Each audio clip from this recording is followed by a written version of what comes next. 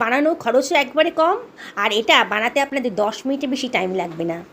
ডিনারেই বলুন কিংবা লাঞ্চেই বলুন, এরম একটা রেসিপি থাকলে কিন্তু রুটি হোক বা ভাতই হোক সব কিন্তু চেটেপুটে খেয়ে নেবেন। আমি এখানে 4খানা কাঁচা ডিম একটা পাত্রের ভেতর ভেঙে নিলাম। এবার ডিমের ভেতর আমি দিয়ে দিচ্ছি হাফ টেবিল চামচ মতো লবণ। এবার একটা কাঁটা চামচ দিয়ে আমি ডিমটাকে ভালো করে ফেটিয়ে নিচ্ছি। খুব ভালো করে ফেটিয়ে নিতে হবে, যাতে লবণটা ডিমের সাথে খুব ভালো করে মিশে যায়। দেখুন বন্ধুরা, আমি কত সুন্দর করে ডিমটাকে ফেটিয়ে নিয়েছি। ডিমটা একেবারে ফ্লাফি হয়ে গেছে। ডিমটা খুব ভালো করে ফাটানো হয়ে গেছে। এইবারে আমি এর ভেতরে দিয়ে দেব একটা বড় সাইজের পেঁয়াজকে কুচি করে কেটে রেখেছিলাম, দিয়ে দিলাম। আর এর ভেতরে আমি দিয়ে দিচ্ছি কতগুলো কাঁচা লঙ্কা কুচি করে কেটে রেখেছিলাম, দিয়ে দিলাম। 1/4 টেবিল চামচ মতো লঙ্কার গুঁড়ো দিলাম। আর এর ভেতর দিয়ে দিচ্ছি 2 টেবিল চামচ মতো বেসন। আর এর ভেতর দিয়ে দেবো 1 টেবিল চামচ মতো কর্নফ্লাওয়ার। বেসন আর কর্নফ্লাওয়ারটা দিয়েছি বাইন্ডিংসের জন্যে। আর এর ভেতর দিয়ে দিচ্ছি 1 টেবিল চামচ মতো গোলমরিচের গুঁড়ো আর হাফ টেবিল চামচ মতো চাট মশলা দিয়ে সব কিছু খুব ভালো করে মিশিয়ে নিচ্ছি। খুব ভালো করে মিশিয়ে নিতে হবে। বেসন কিন্তু ডিমের সাথে সহজে মিশতে চাইবে না, তাই খুব ভালো করে এটাকে ফেটিয়ে নিতে হবে। দেখুন বন্ধুরা, আমাকে 2 থেকে 3 মিনিট ধরে কিন্তু এটা ফেটাতে হয়েছে। আমি একটা হুইস্ক নিয়ে নিয়েছি, হুইস্ক দিয়েই আমি এটা ফেটিয়ে নিচ্ছি। কাটার সময় যেতে অসুবিধা হচ্ছিলো তাই হুইস্ক নিয়ে নিয়েছি। খুব ভালো করে ফেটাতে ফেটাতে দেখবেন একেবারে বেসনটা কিন্তু ডিমের সাথে মিশে গেছে। এবার আমি এর ভেতর দিয়ে দিচ্ছি 1 টেবিল চামচ মতো সাদা তেল। তেলটা দিলে পরে খুব সফট হবে। আবারও আমি সব কিছু ভালো করে মিশিয়ে নিচ্ছি।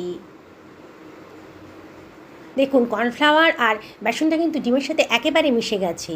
বোঝাই যাচ্ছে না যে এর মধ্যে কর্নফ্লাওয়ার আর বেসন ছিল। এটাকে সরিয়ে রাখলাম। আমি আজকে আপ্পাম প্যানে বানাবো, তাই প্যানটাকে অল্প একটুখানি তেল দিয়ে গ্রিস করে নিচ্ছি। ইচ্ছে করলে আপনারা ফ্রাই প্যানেও বানাতে পারেন। না, আপ্পাম প্যানে বানালে পারে তাড়াতাড়ি হয়ে যাবে আর আকারটাও সুন্দর লাগবে, মানে শেপটা খুব সুন্দর দেখতে লাগবে।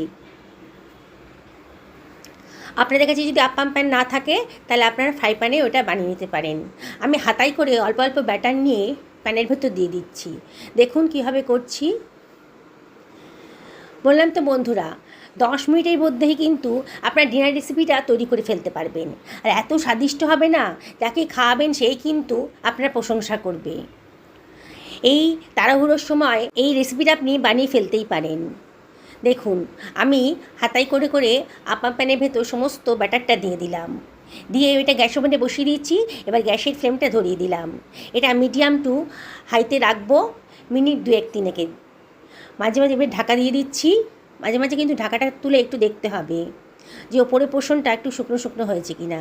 দেখুন মিনিট 3 বাদেই কিন্তু বোঝা যাচ্ছে সাইড দিয়ে শুকনো শুকনো হয়ে গেছে, সাইডে একটা কালার এসে গেছে। এবার একটা চামচের সাহায্যে আমি ডিমের গোলাগুলোকে, মানে ডিমের বলই বলছি আমি এগুলোকে উল্টে পাল্টে দিচ্ছি। মাঝখানের পোর্শনে হিটটা বেশি পেয়েছিল তো, তাই মাঝখানের পোর্শনটা তাড়াতাড়ি রেডি হয়ে গেছে। আমি সমস্ত ডিমের বলগুলোকেই একটু উল্টে পাল্টে দেব, মানে ওপর পোর্শনটা নিচের দিকে পাঠিয়ে দিচ্ছি। দেখুন কি সুন্দর একটা কালার এসেছে। এবার সামান্য একটু তেল, আমি সাদা তেল ওপর থেকে ছড়িয়ে দিচ্ছি, যাতে নিচের দিকটা খুব সুন্দর করে ভাজা হয়ে যায়। দেখুন বন্ধুরা, একবারে কতগুলো ডিমের বল আমি তৈরি করে ফেলতে পারলাম। আপনারা কিন্তু এই বলগুলোকেও স্ন্যাক্স হিসাবে খেতে পারেন। বিকেলে চায়ের সাথে এরকম একটা বল তৈরি করে নিলেই পরে কিন্তু আর কি চাই, চায়ের পাটি একেবারে জমে যাবে। তবে আজকে আমি কারি বানাবো। দেখুন বন্ধুরা, সরিয়ে রাখলাম। এবার একটা ফ্রাই প্যানের ভেতর 2 টেবিল চামচ সর্ষের তেল দিয়ে দিলাম, আর দিয়ে দিলাম গোটা গরম মশলা। গরম মশলাটা যখন একটু ফ্রাই হয়ে গেছে, সুন্দর একটা গন্ধ বেরোতে শুরু করেছে, হাফ টেবিল চামচ মতো গোটা জিরেও দিয়ে দিলাম। একটুখানি 30 সেকেন্ড মতন একটুখানি ফ্রাই করে নেব। সুন্দর একটা গন্ধ বেরোতে শুরু করে দিয়েছে। একটা বড় সাইজের পেঁয়াজকে একেবারে ব্লেন্ড করে রেখেছিলাম মিক্সার গ্রাইন্ডারে, দিয়ে দিলাম।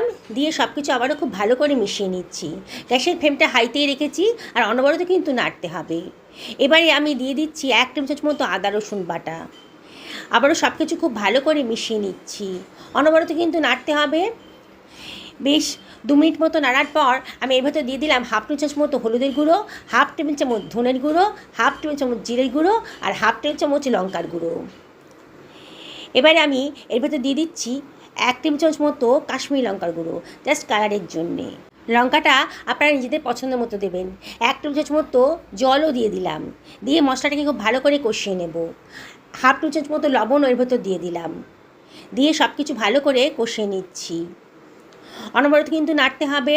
দেখুন আস্তে আস্তে কিন্তু মশলাটা বেশ ভালো করে কষানো হয়ে যাচ্ছে। এবারে আমি এর ভেতর দিয়ে দিচ্ছি একখানা মাঝারি সাইজের টমেটোকে ব্লেন্ড করে রেখেছিলাম, দিয়ে দিলাম। আর মিক্সার গ্রাইন্ডার ধুয়ে অল্প জলও দিয়ে দিলাম।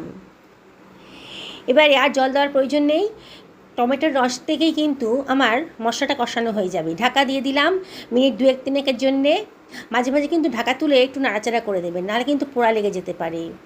মিনিট 3 বাদে দেখুন মশলা কিন্তু কষানো হয়ে গেছে, মশলার গা থেকে তেল বেরোতেও শুরু করে দিয়েছে। এই অবস্থায় আমি এর ভেতর দিয়ে দিচ্ছি 1 বাটি পরিমাণ গরম জল। গরম জল দেওয়ার চেষ্টা করবেন, তাহলে রান্নার কালারটাও সুন্দর হবে আর রান্নাটা খুব তাড়াতাড়ি হয়ে যাবে। সব কিছু আবারও খুব ভালো করে মিশিয়ে নিচ্ছি। দেখুন বন্ধুরা, কত সহজে অসাধারণ টেস্টি একটা রেসিপি, একেবারে নতুন ধরনের রেসিপি কিন্তু তৈরি হয়ে গেল। ঝোলটা যখন ফুটতে শুরু করেছে তখন আমি ডিমের বলগুলো এর ভেতর দিয়ে দিচ্ছি। আমার 4টে ডিমে 8খানা বল তৈরি হয়েছে। এবারে আমি সব কিছু ভালো করে মিশিয়ে নিচ্ছি, একটু নাড়াচাড়া করে দিলাম হালকা হাতে। এবারে আমি এর ভেতর দিয়ে দিচ্ছি কাঁচা লঙ্কা। কাঁচা লঙ্কাটা দিলে পরে কিন্তু দারুণ সুন্দর একটা ফ্লেভার আসবে। আর যারা একটু ঝাল খেতে পছন্দ করেন কাঁচা লঙ্কাটা দিয়েও খেতে পারবেন। এবারে আমি একটুখানি ধনেপাতা কুচি পরে ছিটিয়ে দিলাম, হাফ টেবিল চামচ মতো গরম মশলা গুঁড়োও দিয়ে দিলাম। আর দিয়ে দেব হাতে ডলে খানিকটা কসুরি মেথি, দারুণ সুন্দর একটা ফ্লেভার আসবে। বন্ধুরা আপনাদেরকে রিকোয়েস্ট করব অবশ্যই বাড়িতে একদিন বানাবেন। নতুন বন্ধুদেরকে রিকোয়েস্ট করবো আমার চ্যানেলটা সাবস্ক্রাইব করার জন্যে। আর যারা ফেসবুক থেকে দেখছেন তাদেরকে রিকোয়েস্ট করবো আমার পেজটা ফলো করার জন্য। ঢাকা দিয়ে মিনিট 3 রান্না করে নেবো মিডিয়াম টু লো ফ্লেমে। দেখুন বন্ধুরা বলগুলো কিন্তু ঝোলের সাথে ফুটে গিয়ে অনেকটাই বড় হয়ে গেছে, ফুলে উঠেছে আর কি। দেখুন কালারটা দেখুন ঝোলের কত সুন্দর দেখতে লাগছে। অল্প তেল মশলার মধ্যে দারুণ স্বাদের একটা অজানা রেসিপি কিন্তু আজকে তৈরি হয়ে গেল। একবার খেয়ে দেখুন। আমি একটা সার্ভিং প্লেট এটা সার্ভ করে দিচ্ছি। এই রেসিপিটা যখন বানাবেন না, বাড়ির ছোট থেকে বড় সবাই কিন্তু দারুণ খুশি হবে। ডিমের একঘেয়ে রেসিপি আর নয়। এবার এই নতুন ধরনের রেসিপিটা বাড়িতে অবশ্যই একদিন ট্রাই করে দেখুন। দেখুন বন্ধুরা কত সুন্দর দেখতে লাগছে। ওপর থেকে একটু ধনেপাতা ছড়িয়ে দিচ্ছি। এত কালারফুল হয়েছে না, খেতেও দারুণ সুন্দর হয়েছে। অবশ্যই বাড়িতে একদিন বানাবেন, আবারও রিকোয়েস্ট করছি। আর রেসিপিটা ভালো লাগলে পরে লাইক শেয়ার কমেন্ট করতে কিন্তু ভুলবেন না। আমি একটা ডিমের বল আপনাদের কেটে দেখাচ্ছি, ভেতরটা কতটা সফট হয়েছে। দেখুন বন্ধুরা কতটা সফট হয়েছে। সকলে ভালো থাকুন এই কামনা করে ভিডিওটা এখানে শেষ করলাম। নমস্কার নেবেন।